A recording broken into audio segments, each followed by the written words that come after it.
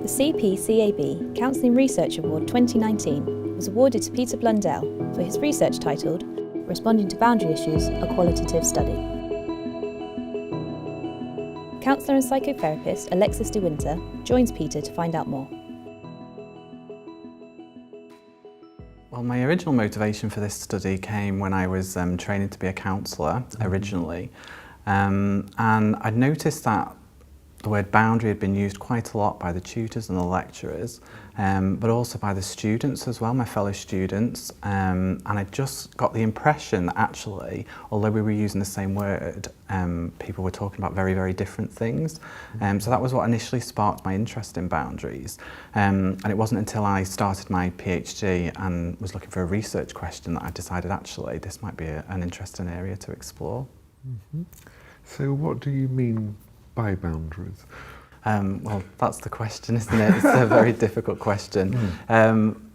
Part of my research was actually exploring what do people mean by the term boundaries, and I really purposefully left it very, very open so that I could really explore what were practitioners' understandings and experience of boundaries, rather than what was just out there in the literature, what was actually people's lived experience of that word and that concept in their own counselling practice. So I think that is open to interpretation. What is the term boundary and what does it mean? And I'm guessing that's sort of quite interesting from a training point of view. Often we're looking at boundaries as the number of sessions, the timing of the session, limits of confidentiality and so forth. But actually, I'm guessing it's something more than that as well, isn't it? Yeah, absolutely. I think they are the initial things that we first think about when we think about boundaries. But actually, it can mean a lot more than that for people. I think the usual interpretation is kind of the limitations or the limits of the therapeutic experience.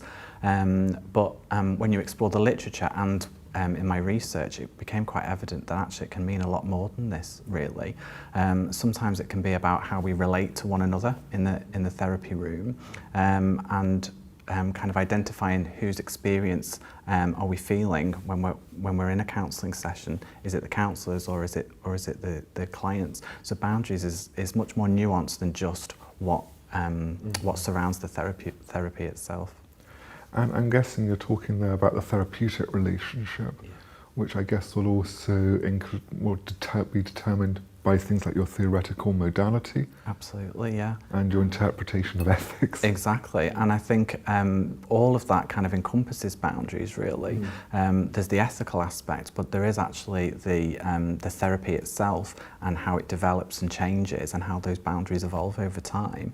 So all of those things come into play, and not just what is ethical behaviour for a counsellor. So rather than just what's black and white, sort of the shades of grey, and I'm wondering if there were some examples of greyness that came up in your research. Yeah, there was quite a lot of interesting things that came up in the research. One of the main findings that I found was that the practitioners who spoke to me, or the participants, actually identified that their interpretation of boundaries came from their own personal values and personal experience. So although their training and their experience as a counsellor did have an impact, that was minimal compared to their own personal values and experience before they actually undertook their counselling training.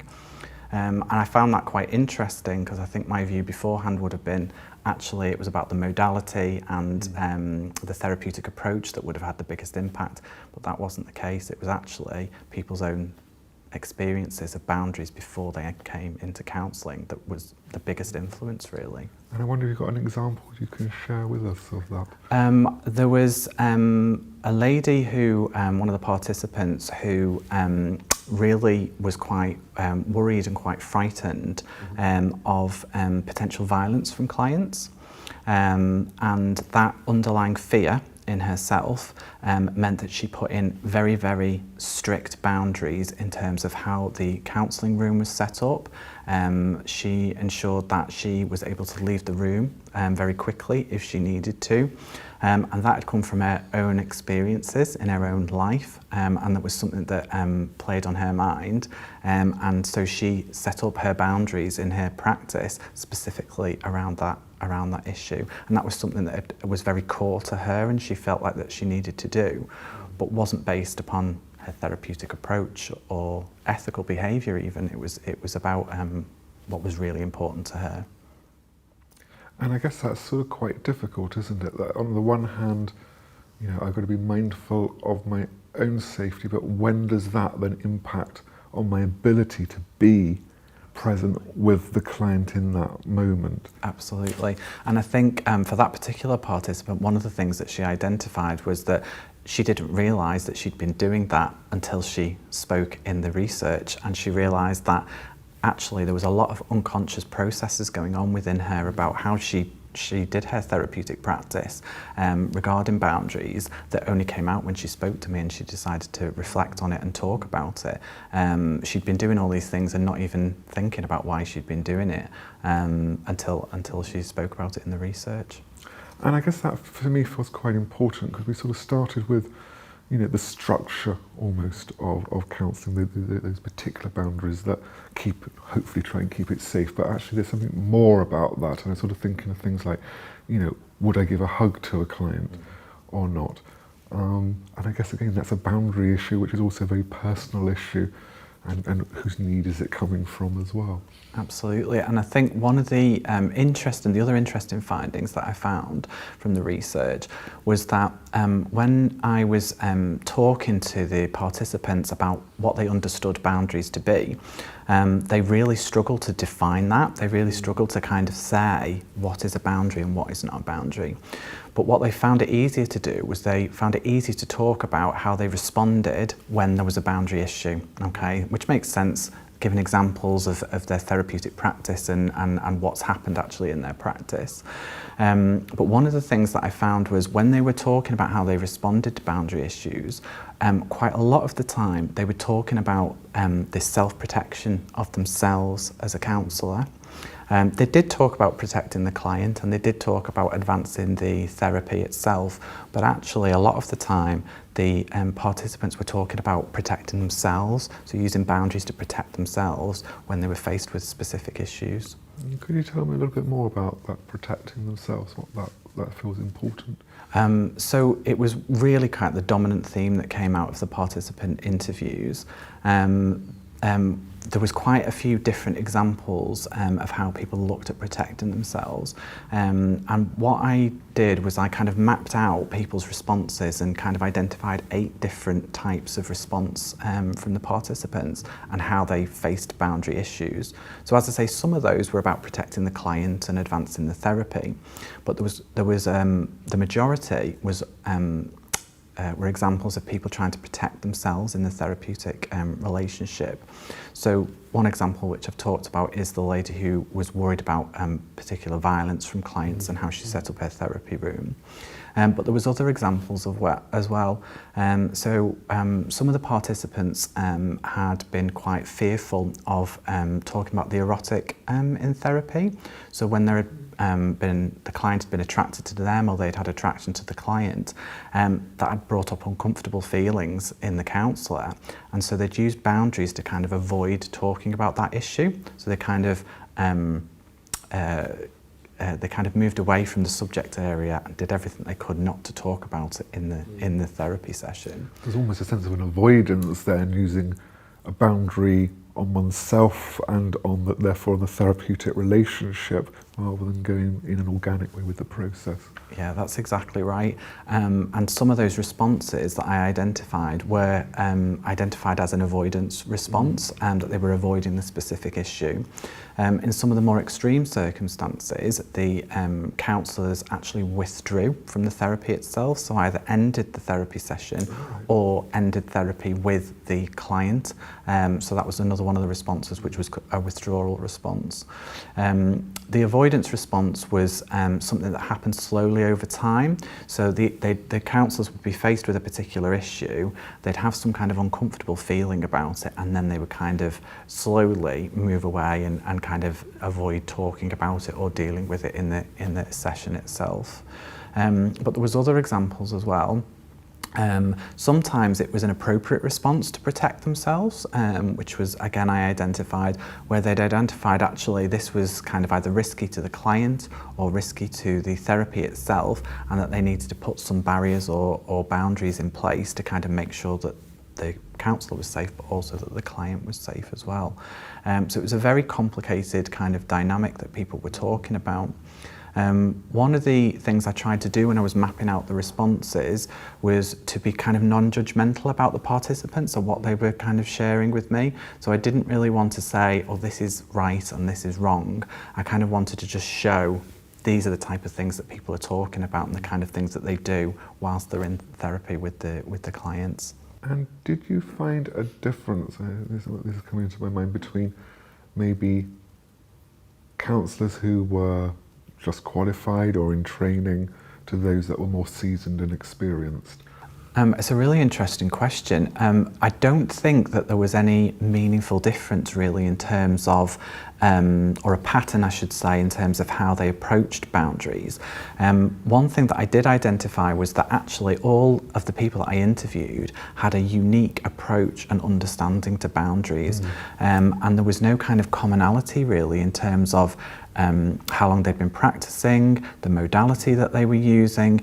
They were all just so varied, and actually the common denominator was that their own personal experience before they came to counselling really influenced how they then approached it in the therapy sessions. And that seems quite important. My own personal experience, what is blocking me being fully present and transparent, and I'm wondering therefore where personal therapy and maybe their clinical, well definitely their clinical supervision, how that is supporting them with these type of issues.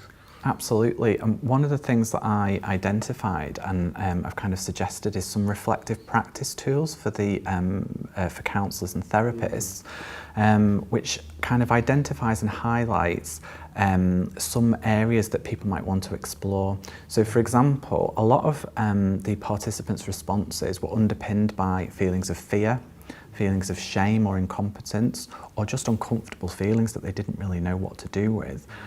So I've identified some questions around that for people to try and explore. When they have those uncomfortable feelings in therapy and they're faced with a specific boundary issue, they should be exploring those feelings. What are those feelings about, and how is it impacting on how you deliver your boundaries to the client and the therapeutic process? And there's that interesting word there, should be. Yeah. Should be reflecting on it. And I wonder what it is that where people or counsellors are struggling to actually be honest and reflect on perhaps what's going on for them, or whether it's so embedded that we're actually not even conscious of it in some ways. And I think that was possibly the gap, one of the gaps actually that I identified, was that when the participants were asked about boundaries and they were questioned about it, they started a reflective process about that and became much more aware of some of the problems and the issues that might be going on in their own practice. It might not be always natural maybe in supervision to talk about those specific issues. If you're given the choice of what you bring and what you talk about, if it's unconscious, you might not think of it's an area that needs exploring.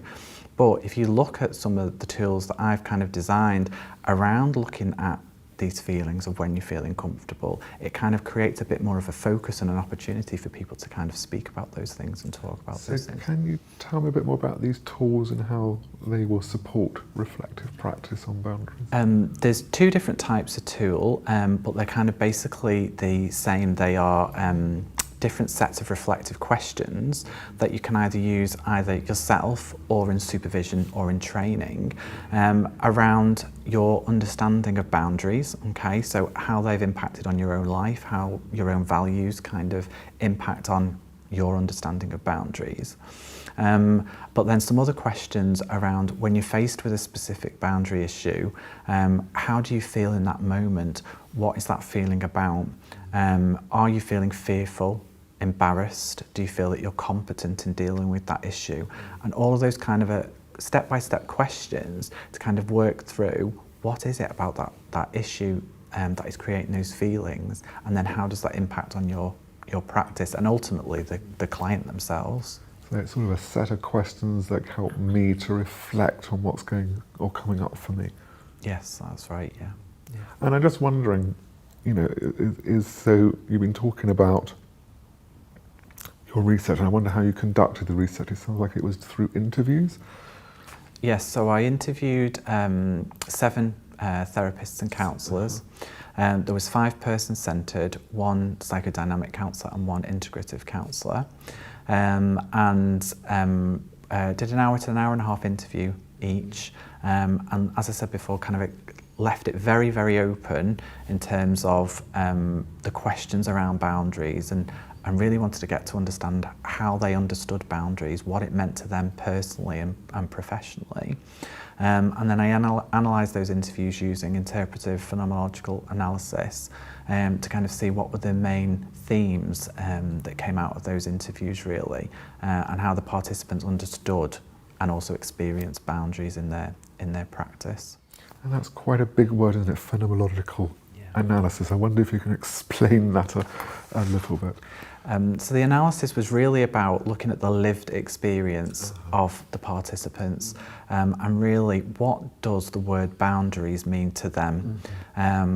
So we know what's out there in the counselling literature and the guidance that's given by the different membership bodies, but I really wanted to know what does it actually mean to the counsellors and therapists that I interviewed, and how does it impact on their practice, and to be able to get some real life examples of that really. So what does it really mean for me and my own experience as a therapist? Yeah. And you said you looked at 5 person-centred, a psychodynamic and an integrative therapist. And it's quite a small sample, I know, in terms of difference of modalities, but I'm just wondering, was there any difference perhaps between those 3 modalities? Again, it's really interesting that there was no commonality between therapeutic approaches. So all the person-centred therapists identified a different approach to boundaries and applied boundaries in very, very, very different and unique ways. So there was no commonality. I think there's some stereotypes out there in the literature in terms of how a person-centred or a psychodynamic counsellor or therapist would approach boundaries. But when I interviewed the participants, none of them fitted into that kind of stereotype of the therapeutic model that they were trained in. And actually, it was their own values that really drove how they approached boundaries and not necessarily the modality that they were trained in. And how did you then develop your sort of self, your set of reflective questions that would support practice? So I really explored with the participants kind of the underlying feelings that had kind of driven their responses to boundaries. So the main feelings that came out were feelings of fear, shame and uncomfortableness. And so the reflective questions are kind of exploring those feelings in the therapy session and why the counsellor is feeling those feelings. And once they've identified those feelings, what do they do next? How is it impacting on their own practice? So the questions were based on kind of these different responses that the counsellors had identified and given me. And did you try those out on the participants? So I didn't try them out on the participants because they were kind of completed quite a bit after I'd completed the interviews. But I have used them in teaching students, and students have said that they find them really, really helpful in terms of a reflective process. They're not something maybe that can be used right in the moment when you're in a counselling session, but something that can be used maybe afterwards to reflect or in supervision or training. So it's a reflective tool to reflect on my practice and what's going on and what's blocking me being, again, fully present with that client and transparent with that client in that moment. Yes, potentially what's blocking you, but also it might be about identifying good practice as well. So actually thinking, well, did I do this for the client's benefit or for my own benefit? And either of those things can be fine, but it's identifying, was it the most appropriate response, or is there something that I could have done differently, which would have been more helpful to the client or even more helpful to myself as a practitioner. So it sounds like a very supportive and developmental tool at the same time. Yeah, absolutely. I think it was really important not to be a kind of judgmental tool where you're kind of berating people for their own practice. It's more about reflection and kind of understanding your own process when it comes to boundaries. And I think one of the important things was that when I spoke to the participants, they all identified that boundaries were imperative to their own practice, but they didn't have that many opportunities to reflect and really understand about their own process with boundaries, and that they would have really valued having more opportunities to do that. So I'm wondering if what you're suggesting, or one of the outcomes from the research, is actually we need to pay more than just a perfunctory delivery of it in training, that actually there's something more than just, this is what keeps it safe, but we need to look at it much deeper in some way. Absolutely. I think that the participants identified that although they knew it was really important, boundaries were really, really important, actually sometimes when they were faced with a boundary issue and they had feelings that they weren't competent to deal with it, or they were worried about how people would view their practice, including lecturers or supervisors, and that kind of made them reluctant to discuss these boundary issues openly and transparently. But I felt that if some of these things had been explored more in training and identified that actually when you're feeling uncomfortable or fearful or embarrassed, actually they're the things that should be explored. And that's when the learning takes place. And again, I think that feels quite important as well, that sort of feeling of shame. I don't want to tell my supervisor, I don't want to tell my lecturer because I'm going to be judged in some way, and therefore I'm holding these feelings and therefore not actually doing anything with them.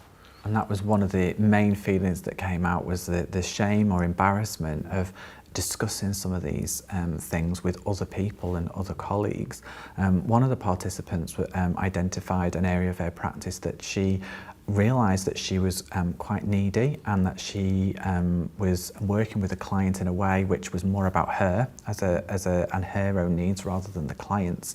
But she struggled to talk about that and explore that with anyone because she felt quite embarrassed about how people would perceive that and what would they do once they knew what she was doing. And I think that feeling of shame was something that was throughout all of the interviews really, and the concern and the worry about being judged by other people. And almost, maybe I'm going off on a tangent here, but there's something about, as therapists, we're not perfect. And actually, a lot of our, why would we get it right all the time? Because we're with someone who we don't know. And, they're the ones who are the experts in their own lives. We're the only experts in our own life, and somehow we meet in the middle somewhere, and sometimes we're going to get it wrong, and it's okay. Absolutely, and I think that was some of the things that people were fearful of. Actually, I've made a mistake, who's going to know about this? And sometimes it was about the client as well, judging them and thinking they don't know what they're doing.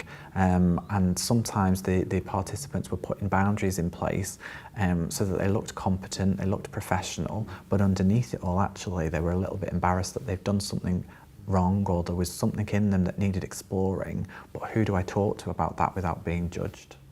And there's something almost beyond boundaries, isn't there? There's my own self in that process, and how am I perceived by the client? Am I perceived as a professional counsellor, or am I just perceived as someone who doesn't know what they're doing, and how that impacts on my work? Absolutely, and that idea of professional identity came through quite strongly in terms of the participants wanting to look professional, wanting to look like I do know what I'm doing, and not being vulnerable, I suppose, in front of a client to say, actually, I don't really know about this, or I've got this a little bit wrong. And it came more to the forefront when they were faced with an issue that they didn't have experience with, or hadn't had an understanding of, and that's when they were more likely to kind of put up the barriers and kind of say, oh, I'm dealing with this, and this is what I need to do. But actually behind that, they were actually feeling quite vulnerable and thinking, I'm not sure if this is the right thing to be doing.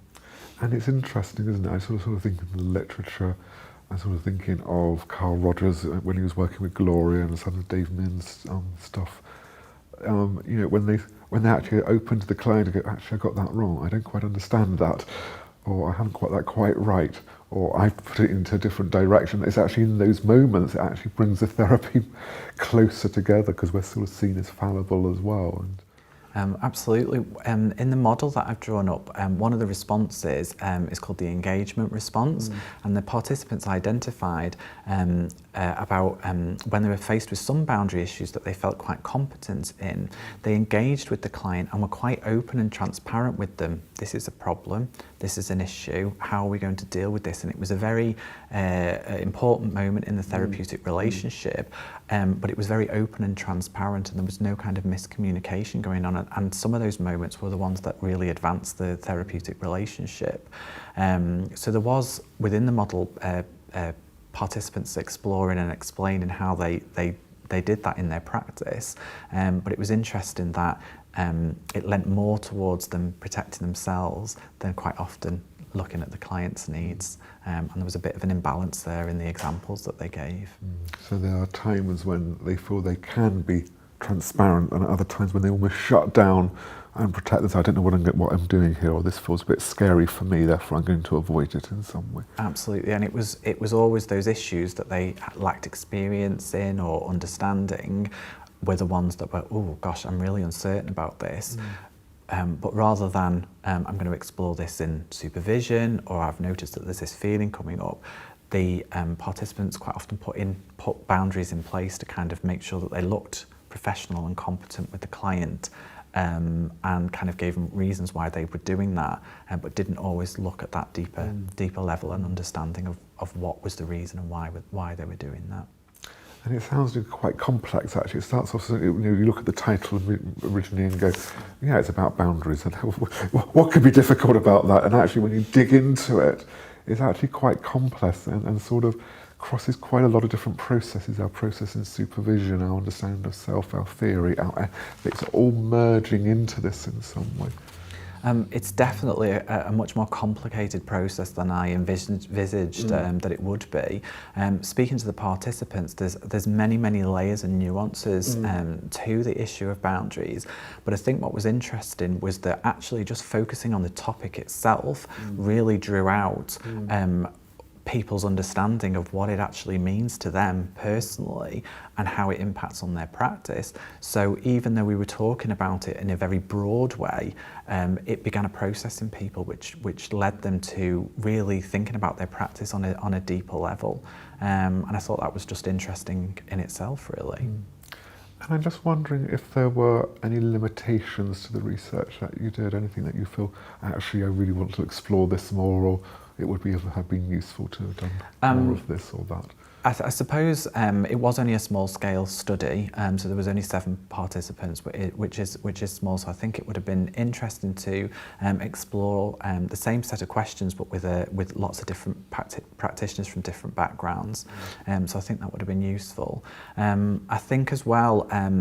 Obviously, this is just the perspective of the counsellor, which was the aim of the study, but I think it'd be very interesting to have a look at the perspective of the client as well, in terms of how they experience and understand boundaries, and see maybe the differences between the two.